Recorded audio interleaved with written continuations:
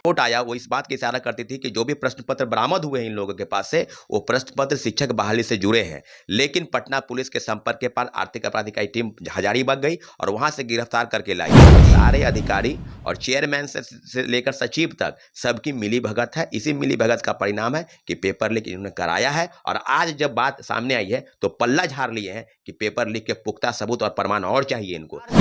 विद्यार्थियों की अब पढ़ाई अधर में लटकती नजर आ रही है और उनके नौकरियों का सपना जो है वो भी अधर में लटकता नजर आ रहा है। दरअसल बात कर रहे हैं हम बिहार के सभी प्रतियोगिता परीक्षाओं की, जिसमें धांधलियां साफ तौर पे देखी जा रही। और वहीं अगर बात करें तो फिर एक बार बीपीएससी पे बड़े सवाल खड़े हुए हैं, जिसमें आगामी दिनों में आयोजित परीक्षा टीआरई 3 की अब एक बार फिर से प्रश्न पत्र लीक होने का मामला सामने आया है, जिसका कि पूरा खुलासा ईओयू की टीम ने किया है। हालांकि अगर बात करें तो बीपीएससी इससे दरकिनार कर रही है, वहीं अगर बात करें तो ईओयू लगातार प्रश्न पत्र लीक पर अपनी मुहर लगाते नजर आ रही है। हम सीधे बात करते हैं छात्र नेता से ही, वो हमारे साथ हैं अभी, और वही बताएंगे सौरभ जी कि क्या पूरा मामला है और कैसे प्रश्न पत्र ये लीक हुआ है। सौरभ जी, सबसे पहले धन्यवाद आपको। आपके चैनल के माध्यम से मैं बता दूं कि 15 मार्च को 11 बजे झारखंड के एक पत्रकार महोदय ने हमको सूचना दी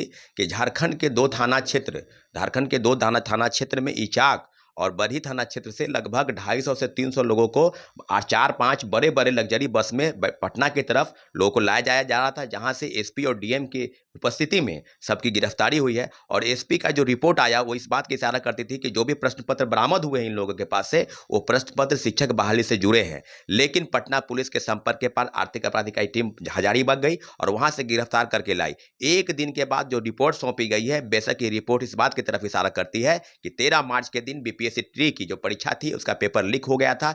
पेन ड्राइव में इन लोगों को पहले ही दे दिया गया था और अलग अलग एक बैंक्वेट हॉल है कोहिनूर, वहां पर बैठाकर इन लोगों को प्रश्न पत्र पढ़वाया जा रहा था कि ये रटवाया जा रहा था। तो बिल्कुल अब बिल्कुल दूध की तरह पानी की तरह बिल्कुल मामला सामने स्पष्ट हो चुका है। हम लोग तो ये बात की इशारा करते हैं कि आखिर लेट किस बात का था, लेकिन बीपीएससी की बेशर्मी की हद कीजिए, हद पार कर गई इन्होंने। अरे भाई, पेपर लीक तो बीपीएससी से हुआ ना, प्रश्न पत्र तो आपके पास थे। आप कहिए कोई स्वास्थ्य विभाग का ज्वाइंट डायरेक्टर है, तो कोई डॉक्टर है, तो कोई कहिए कि कर्मचारी चयन आयोग का कोई अधिकारी है। मुझे लगता है कि बीपीएससी के सारे अधिकारी और चेयरमैन से लेकर सचिव तक सबकी मिली भगत है। इसी मिली भगत का परिणाम है कि पेपर लीक इन्होंने कराया है और आज जब बात सामने आई है तो पल्ला झाड़ लिए हैं कि पेपर लीक के पुख्ता सबूत और प्रमाण और चाहिए इनको।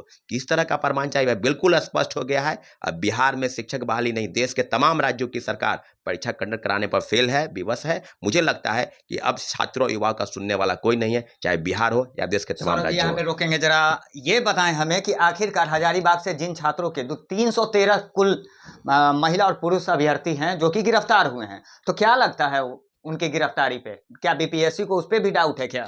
यही बात तो सवाल है ना कि अगर उतने लोग उसमें 52 महिलाएं हैं, तो आप बताइए ना, उन लोगों को जेल भेज दिया गया है। जेल क्यों भेजे? उन लोगों को माला पहनाते, उन लोगों को बड़े बड़े पदों पर उन लोगों को बैठाते, शिक्षक बनाते।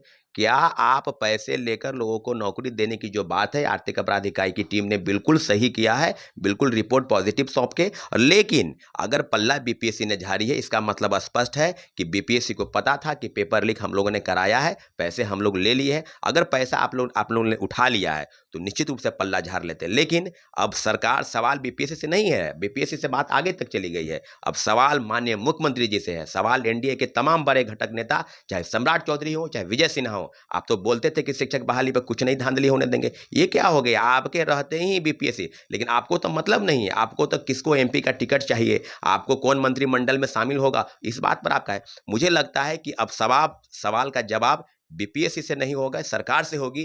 क्या पेपर लीक हुआ है, रद्द करने की जिम्मेदारी बीपीएससी ने पल्ला झाड़ा है, आपको पल्ला नहीं झाड़ने देंगे। अब आमने सामने की लड़ाई होगी। क्या लगता है कि इसके पहले भी सिपाही भर्ती परीक्षा सरकार किसकी, तो क्या लगता है कि ये जो प्रश्न पत्र लीक का मामला है या प्रतियोगिता परीक्षाओं में धांधली का मामला है, ये निरंतर चलता आ रहा है, चाहे सरकार किसी की भी हो?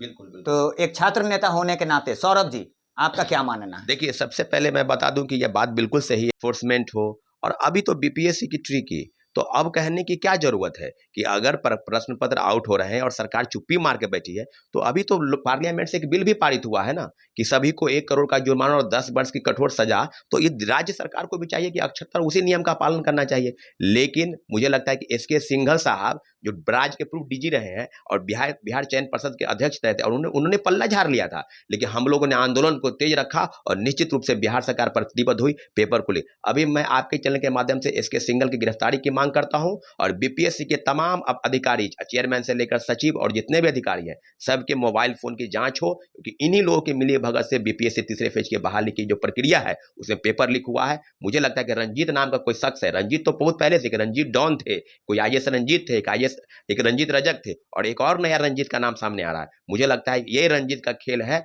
जो रंजीत कई रंजीत पैदा कर लेंगे। मुझे लगता है कि बिहार सरकार को चुप्पी नहीं अब साधने देंगे, अब लड़ाई होगी आमने सामने की। शिक्षक अभ्यर्थियों के साथ हम सड़क पर मार्च करेंगे और निश्चित रूप से बीपीएससी कोई परीक्षा रद्द करनी पड़ी, हम आगे आएंगे। और निश्चित रूप से आपके चैनल के माध्यम से सारे शिक्षक अभ्यर्थियों का आह्वान करते हैं कि अपनी लड़ाई को तेज करें और मेरे साथ कदम से कदम मिलाकर सरकार के खिलाफ अपनी बिगुल को फूंकने के लिए तैयार है। तो जाहिर सी बात है, जिस तरह से लगातार प्रतियोगिता परीक्षाओं में धांधली का मामला सामने आ रहा है, वहीं अब मुख्यमंत्री से भी मांग छात्र नेताओं की देखने को मिल रही है।